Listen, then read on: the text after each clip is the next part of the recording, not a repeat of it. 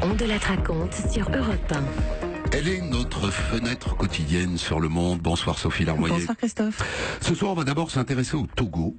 Petit pays d'Afrique de l'Ouest, le Togo, où la situation est extrêmement tendue en ce moment entre l'opposition et le pouvoir. Oui, et c'est dans la rue que cette tension s'exprime avec des morts ces derniers jours, au moins 4 hier, dont un gamin de 11 ans.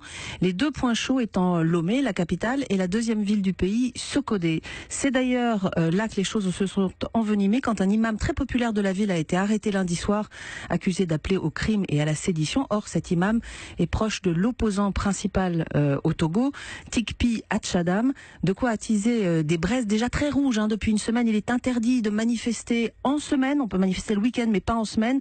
Or, 2 grandes marches étaient justement prévues hier et aujourd'hui, qui ont donc tourné à l'affrontement avec les forces de l'ordre, barricades, pneus brûlés, lacrymos et tirs à balles réelles, sans doute de part et d'autre. Bon, le sujet de colère de l'opposition, c'est ce pouvoir inamovible. Inamovible, c'est exactement le problème pour certains Togolais. Leur président, Faure Gnassingbé, a succédé à son père à la mort de celui-ci en 2005.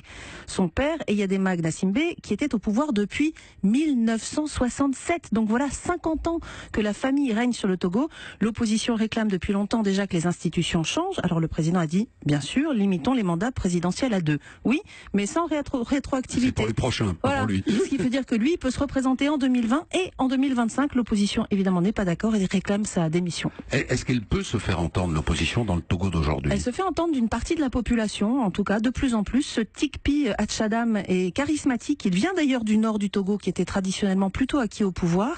Il a créé son parti il y a 3 ans. Et en tout, aujourd'hui, 14 partis d'opposition sont réunis avec cet objectif commun, tourner la page Gnassingbé.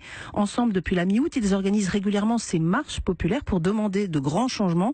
Et donc tout ça, ça chamboule un petit peu la donne et ça crispe le pouvoir qui se serre la vis ces jours-ci. Content qu'on ait pu parler aujourd'hui de ce qui se passe au